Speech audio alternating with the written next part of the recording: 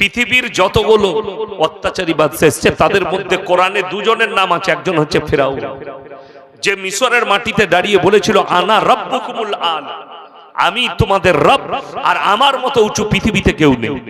আল্লাহর কসম, ফিরাউনকে আল্লাহ ইজ্জতের মৃত্যু দিল না বিজ্জতির? বেজ্জতির মৃত্যু। আচ্ছা, আজকে কেউ নিজের ছেলের নাম ফিরাউন রাখবে? রাখবে না। কেন? অত্যাচারী বলে। যাদের কাছে মোবাইল আছে, গুগল আছে, এক্ষুনি সার্চ করুন গুগলে, কি আসবে জানেন? পৃথিবীতে সব থেকে কোন নামটা বেশি রাখা হয়? খ্রিস্টান, কি বললাম? খ্রিস্টান, ইহুদি, নাসারা, মুসলমান। এই চারটা ধর্মে সব থেকে বেশি যে নামটা রাখা হয় সেটার নাম হচ্ছে মুহাম্মদ। জোরে বলুন সুবহানাল্লাহ। আল্লাহ রাসূল সাল্লাল্লাহু আলাইহি সাল্লামের নাম পৃথিবী জুড়ে সব থেকে বেশি। কেন? তিনি হচ্ছেন পৃথিবীর আদি থেকে অন্ত পর্যন্ত সৃষ্টির শ্রেষ্ঠ। তিনার উপরে পৃথিবীতে সৃষ্টিতে কেউ শ্রেষ্ঠ নেই, তিনি একমাত্র শ্রেষ্ঠ। জোরে বলুন সুবহানাল্লাহ। এই ফিরাউন যাকে তাকে চ্যালেঞ্জ করেনি, আল্লাহকে চ্যালেঞ্জ করেছিল। কাকে বললাম বাবা? আল্লাহকে। যখন তার গণককাররা, মিশরের পণ্ডিতরা বলল, শোনো ফিরাউন, তুমি তো রাজত্ব চালাচ্ছ, কিন্তু এই মিশরের মাটিতে এমন একটা বাচ্চা পয়দা হবে, সে তোমার রাজত্বকে বিনাশ করে দিবে। উপরওয়ালা তাকে পাঠাবে তোমার বিনাশ করার জন্য। ফিরাউন বললে, এত বড় আস্পর্ধা, আল্লাহ বাচ্চা পাঠাবে? এক কাজ করো, যতগুলো বেটা ছেলে পয়দা হবে আজ থেকে কতল করে দাও। রেওয়ায়েতে আছে কোরআনে লাখ লাখ বাচ্চাকে কতল করেছে, শিশু বাচ্চাকে হত্যা করেছে কে? ফিরাউন। কিন্তু আল্লাহর কসম, আল্লাহ এত বড় কুদরতওয়ালা, আল্লাহ এত শক্তিশালী। কোরআন শোনালাম যে একমাত্র মানুষ আল্লাহর কাছে দুর্বল, আমার আল্লাহই হচ্ছেন সবথেকে শক্তিশালী। এই ফিরাউন যে চ্যালেঞ্জ ছুড়ল, আসতে দেব না, আল্লাহ তাআলা তার ঘরে মুসা নবীকে লালিত পালিত করলেন দুশমনকে। জোরে বলুন সুবহানাল্লাহ। যখন নীল নদে ভেসে কে? ফিরাউন। এই মুসা নবী, মুসা নামটা কোরআনে আরবিতে লেখা আছে, কিন্তু এটা হচ্ছে আরবি ভাষা লয়, মিশরের সিরওয়ানি ভাষা। যে প্রদেশে ফিরাউনের বাড়ি ছিল, মু মানে পানি, সা মানে ভাসমান কাঠের পাত্র, তাই নাম রাখা হয়েছিল মুসা। পানিতে কাঠের পাত্রের মধ্যে ভেসে এসেছিল। যখনই বাস্ক খোলা হয়েছে, দেখছে একটা সুন্দর ফুটফুটে ছেলে খেলা করছে, তিনি মুসা নবী। তো এই ফিরাউন তার স্ত্রী আসিয়াকে কি বলল জানেন? এই বাচ্চাটাই মনে হচ্ছে আমার দুশমন, একে কতল করতে হবে। এখানে যারা বসে আছেন, শুধু আমরা মৌলবীরা নয়, আপনারা সকলে, শুধু আপনারা নয়, আমরা মৌলবীরাও যারা আমরা বসে আছি, আমাদের মারদানগি শুধু বাইরে চলে। আপনি গিয়ে, এই আমি জলসায় এসেছি, এই পানি নিয়ে এসো, এই চা নিয়ে এসো, আনছি হুজুর, ফুটানি। অফিসার অফিসে গিয়ে, এই নরেন চা নিয়ে আয়, স্যার আনছি, ছুটে চা আনতে যাবে। কিন্তু ঘরে যদি বউকে বলা হয় তাড়াতাড়ি চা দাও, চুপ করে বসো, আমি কাজ করছি, দেখতে পাওনি? ওইখানে সম্মাল ঠান্ডা। ফিরাউন বললে একে কতল করতে হবে। বিবি আসিয়া কি উত্তর দিয়েছে শুনেলেন? কুররাতু আইনুল লি ওয়ালাক লা তাকতুলু, চুপ করে যাও, একে তুমি হত্যা করতে পাবে না, এই বাচ্চাটাকে সন্তান হিসাবে লালিত করব, এই বাচ্চাটাই তোমার আর আমার চোখকে ঠান্ডা করবে। ফিরাউন বলছে, তুমি যখন বলছো আর অসুবিধা নাই, তাহলে মানুষ করো। জোরে বলুন সুবহানাল্লাহ। কোলে তুলে নিল, ফিরাউনের কোলে, বিবি আসিয়ার কোলে, রাজ দরবারে লালিত পালিত হচ্ছে। আল্লাহ চ্যালেঞ্জকে অ্যাকসেপ্ট করেছে। আল্লাহ যাকে রাখবে, পৃথিবীর কেউ তাকে মৃত্যু দিতে, জোরে বলুন সুবহানাল্লাহ। দুশমনের ঘরে লালিত পালিত করলেন, পৃথিবীকে চমকে দিলেন, বেজ্জতির সঙ্গে ফিরাউনকে মৃত্যু দিয়েছে। নমরুদ বলে একটা বাদশার কথা কোরআনে এসেছে, ইব্রাহিম আলাইহিস সালাতু ওয়াস সালামকে আগুনে নিক্ষেপ করেছিল যে পুড়িয়ে মেরে দেবো। সে আমাদের দেবদেবীদিকে গালি দিয়েছে, আমাদের দেবদেবীগুলোকে ভাঙচুর করেছে, অর্থাৎ একে হত্যা করে দাও আগুনে পুড়িয়ে। ইব্রাহিম নবী আল্লাহর কাছে মদদ চাইলেন, আল্লাহ তুমি ছাড়া কোনো উপায় নেই। আমার আল্লাহ রাব্বুল আলামিন আগুনকে হুকুম জারি করলেন। কি হুকুম দিলেন? কুল্লা ইয়া নারু কুনি বারদান ওয়া সালামান আলা ইব্রাহিম, আগুন তুমি ঠান্ডা হও, আমার নবীর জন্য আমার ইব্রাহিমের একটা পশমকে তুমি জ্বালাতে পারবে না। আল্লাহর কসম, রওয়ায়েতে আছে আগুন একটা পশমকে জ্বালাতে পারেনি। জোরে বলুন সুবহানাল্লাহ। এই নমরুদকে আল্লাহ বেইজ্জতির সঙ্গে মৃত্যু দিয়েছিল। তো যাদিকে পাওয়ারফুল দেখছেন, আপনাকে আমি দুটো কোরআন শোনালাম, ইতিহাস শোনালাম।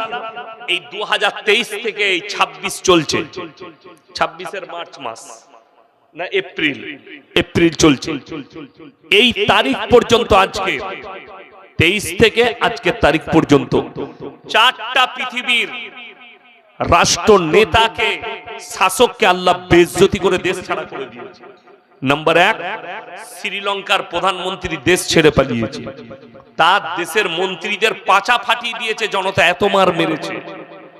মোবাইলে যাদের ইউটিউব আছে খুলে দেখুন এখনই, নাহলে আপনার বাড়িতে মোবাইল থাকলে কাল সকালে শ্রীলঙ্কা বলে খুলে দেখবেন, তার মন্ত্রীদের বাড়িগুলো পর্যন্ত আগুন ধরিয়ে দিয়েছে, এত মার মেরেছে, সব পালিয়ে গেছে দেশ ছেড়ে, সেনারা দেশ চালাচ্ছে। নাম্বার 2, রাজহাঁসের মাংস, পাতি হাঁসের মাংস, গোলদা চিংড়ি, পাবদা, ইলিশ মাছের পাতুড়ি, ভেটকি মাছের পকোড়া, টেবিলে, ডাইনিং টেবিলে খানা রেডি। যে ডাইনিং টেবিলে খাবেন, ডাইনিং টেবিলের দাম হচ্ছে 21 লক্ষ টাকা। বসে খাবেন 20 লাখ 22 লাখ টাকার ডাইনিং টেবিল। ম্যাডাম গোসল করছেন, বেরিয়ে খানা খাবেন, ডাইনিং টেবিলে খানা রেডি। শাড়ি পরছেন, সেনাপ্রধান চলে এলো, আপনার কাছে মাত্র 40 মিনিট সময় আছে, যা গুটাবেন গুটান, জনস্রোত আসছে আপনাকে হত্যা করে দিবে, এক্ষুনি বেরিয়ে পালাতে হবে। 40 মিনিটের ভেতরে রাঁধা ভাত আমার আল্লাহ খেতে দেয়নি, ডাইনিং টেবিলে খাবার পড়ে রয়েছে, দেশ ছেড়ে পালাতে হয়েছে বেইজ্জতি হয়ে, রাঁধা ভাত আমার আল্লাহ খেতে দেয়নি। সেই মেহমানটা আমাদের দেশই আছে, আমি নাম লব না, সমঝদারকে লিয়ে ইশারা কাফি। যারা বুদ্ধিমান তারা বুঝতে পারছেন আমি কার জন্য বলছি। আল্লাহ রাঁধা ভাত খেতে দেয়নি, ভাতগুলো খেলো কে? বিদ্রোহীরা, যারা আন্দোলন করে এসেছিল, সেই সমস্ত যুবক লোক, তারা টেবিলে বসে ইলিশ মাছ, যা তকদির আল্লাহ যা লিখেছিল সবাই খেয়ে নিল, কিন্তু তাকে আল্লাহ খেতে দেয়। ডাইনিং টেবিল তার, খানা তার, আল্লাহ তার রুজি মাপেনি, তাকে দেশ ছেড়ে পালাতে হয়েছে বেইজ্জতি হয়ে। নাম্বার 3, বাশার আল আসাদ, সিরিয়ার প্রেসিডেন্ট, এত অত্যাচার করেছে, দামাস্কের মসজিদে 27 বছর নামাজ হতে দেয়। কেন বললাম দামাস্কের মসজিদ? কিয়ামতের যতগুলো বড় আলামত আছে, দামাস্কের ওই মসজিদটা একটা বড় আলামত।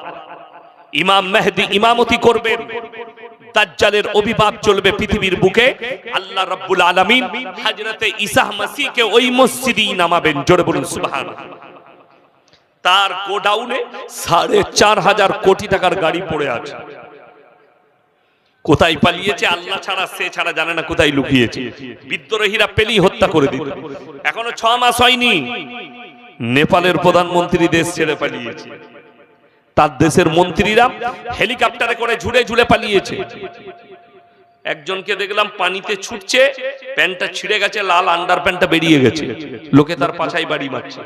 তোরা যে বলছিলি বডিগার্ড, তোরা যে বলছিলি মিলিটারি, তোরা যে বলছিলি লাল বাতি গাড়ি, আল্লাহর কসম করে বলছি, আল্লাহর মার যেদিনে পড়বে সেদিনে আর আওয়াজও উঠবে না, রেহাইও পাবে না। জেনে রেখে দিবেন, এই ভারতের পশ্চিম বাংলার হিন্দু, মুসলিম, দলিত, আদিবাসী, মাতুয়া যারা লাইনে দাঁড়িয়ে চোখের পানি ফেলাচ্ছে, এদের চোখের পানিটা আল্লাহ যেদিনে কবুল করে নিবে, তোমরাও আন্ডারপ্যান্ট খোলারও সময় পাবে। লেখে রেখে দেন। আমি খালি আপনাদেরকে বলবো, সবর করুন, ধৈর্য ধারণ করুন, আল্লাহর উপরে ভরসা রাখুন। আপনি যখন দুনিয়াতে এসেছেন, রুজির ব্যবস্থা আল্লাহ করবেন। আপনি যেখানে থাকেন, জেলে, কয়েদে, আপনার দেশে, দেশের বাইরে, যেখানে থাকবেন, রুজির মালিককে আল্লাহ। এটা বিশ্বাস করতে হবে। আমরা উলামারা বিশ্বাস করি একদম চোখ বন্ধ করে। আমি জানুয়ারি মাসে আমার ত্রিপুরায় জলসা ছিল, আমি মালদায় জলসা শেষ করে সকালবেলায় গিয়ে শিয়ালদায় নেমেছি 6টায় ট্রেন চেপে। আমার ড্রাইভার গাড়ি নিয়ে বাড়ি চলে গেল। এয়ারপোর্টে গেলাম, বেলা 10টায় ফ্লাইট আছে, এলান হলো 1:30 बजे के बाद आपका फ्लाइट यहाँ से उड़ान भरेगी ले। আমি বসে আছি, নিয়ত করেছি 1:30টায় চাপবো, 2:30টায় নামবো, ত্রিপুরায় গিয়ে আগরতলায় খানা খাবো, এটা আমার নিয়ত।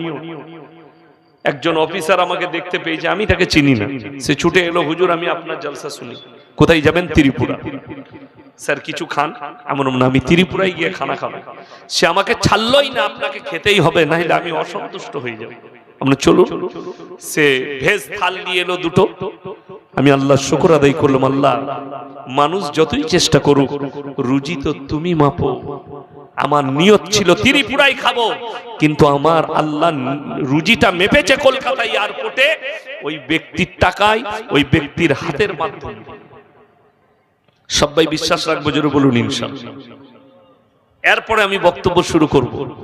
ইমানদারির সঙ্গে বুকে হাত রেখে বলুন তো, সবাই আল্লাহকে আমরা বিশ্বাস করি ইনশাআল্লাহ? হ্যাঁ, আল্লাহকে বিশ্বাস করলে আল্লাহর সব হুকুম মানতে হবে না? হবে না? কথা বলেন, মানতে হবে। আমাকে সবাই দাওয়াত দেয় না, এই বাবুরা ভালোবেসে দাওয়াত দিয়েছে। কেন? আমার বয়ান নিতে সবাই পারবে না। এই এখন আমি বক্তব্য শুরু করব, অনেকজন উঠে পালাবে, চুলকুনি হবে, কাঁটার মতো ভুগবে, কিন্তু যদি ওটা সহ্য করেন, ইস্তেগফার করেন, আপনার লাভ হবে। এই থানাটা কোন থানা? দৌলতাবাদ থানা। যাই হোক, এইদিকে হরিহরপাড়া, এইদিকে ইসলামপুর, এইদিকে দৌলতাবাদ, আর আপনারা দৌলতাবাদ থানার মানুষ। ইমানদারির সঙ্গে বুকে হাত রেখে বলুন তো, ইসলামী শরীয়তে মুসলমানদের জন্য সুদ খাওয়া হারাম না হালাল? হারাম বলছেন তো? তাইলে দৌলতাবাদ থানায় আপনাদের এই এলাকায় একটাও সুদখোর নাই? আচ্ছা বলুন তো, আমি দুপাশে দুজনকে বস করাইছি, এমনি করাইনি। কি বুঝলেন? আপনার বয়স কত হলো? 58 বছর। আমার আব্বার 80 বছর, মানে আমার বড় ভাই ধরে নেন। আপনার কত হলো? 60 কাছাকাছি। ইনি আমার বাপের বয়স। দুজন, একদিকে বড় ভাই, একদিকে আমার বাবাজি। ইনাদিকে জিজ্ঞেস করুন। এবং আমরা 3 জন। ইনি ইমাম, ইনি ইমামে আজম, আর হাম তো হ্যায় ছোটে মোটে আদমি, সব থেকে ছোট আমি। ইনাদের জুতো সোজা করতে হবে। সম্মানী ব্যক্তি ইনারা। ইমানদারির সঙ্গে বলুন তো, এই যে সুদ হারাম, এটা কি আমাদের মৌলবীদের কথা না আমার আল্লাহর কথা? কোরআনে আছে, ওয়াহাল্লাল্লাহুল বাইয়া ওয়া হারামার রিবা। সুদকে হারাম করেছি, ব্যবসাকে হালাল করেছি। আমি চ্যালেঞ্জ ছুড়ে বললাম, আমি আছি স্টেজে, আপনাকে টাইম দিলাম 1 ঘন্টার ভেতরে আপনার এলাকার যে কোনো বাপের বেটা মৌলবীকে স্টেজে নিয়ে আসুন, ক্যামেরা চলছে, সে খালি বলে দিবে সুদ হালাল, আল্লাহর কসম কাল থেকে আর আমি জলসা করব না। চ্যালেঞ্জ এটা। ব্যবসা করে খাবো, মাদ্রাসা করি, মাদ্রাসা করে খাবো, তাছাড়া জলসা করব না। কেউ যদি বলে দিতে পারে। কেমন হারাম? কোন ব্যক্তি মুসলমান হারাম শুনে নেওয়ার পরে সে যদি সুদ খায়, সর্বপ্রথম সে আল্লাহর সঙ্গে যুদ্ধ ঘোষণা করে। কার সঙ্গে বললাম বাবা? আল্লাহর সঙ্গে যুদ্ধ ঘোষণা করল। নাম্বার 2, রাসূল আকরাম সাল্লাল্লাহু আলাইহি সাল্লামের হাদিস, কোন ব্যক্তি যদি হারাম জানার পরে সুদ খায়, এই লোকটা সর্বনিম্ন স্তরের পাপ করলো, নিজের জন্মদাতা মায়ের সঙ্গে জিনা করার পাপ করলো। বলুন নাউজুবিল্লাহ।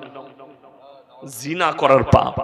আপনি ভেবে দেখুন, আপনি হারাম জানার পরে সুদ খাচ্ছেন, তার মানে আপনি জিনা করার পাপ করছেন মায়ের সাথে, হারাম জেনে। নাম্বার 2, গাঁজা মদ হারাম না হালাল? হারাম। আমি আপনার দৌলতাবাদ থানায় প্রমাণ দেবো, মুসলিম ছেলে মদ পান করছে, মদ বিক্রি করছে, গাঁজা পান করছে, গাঁজা বিক্রি করছে। ঠিক বললাম না ভুল বললাম? আপনাদেরকে একটা তথ্য দিয়ে যাব মুর্শিদাবাদের। কখনো সময় হলে গিয়ে দেখে আসবেন যে ইয়াসিন সাহেব মিথ্যা বলে গেল না কথাটা সত্য। আমার পরীক্ষিত, আমার বন্ধুগণ, আমার ভাই, আপনি যখন বহরমপুর থেকে হাই রোড ধরবেন মালদা যাবার জন্য, কোথায় যাবার বললাম?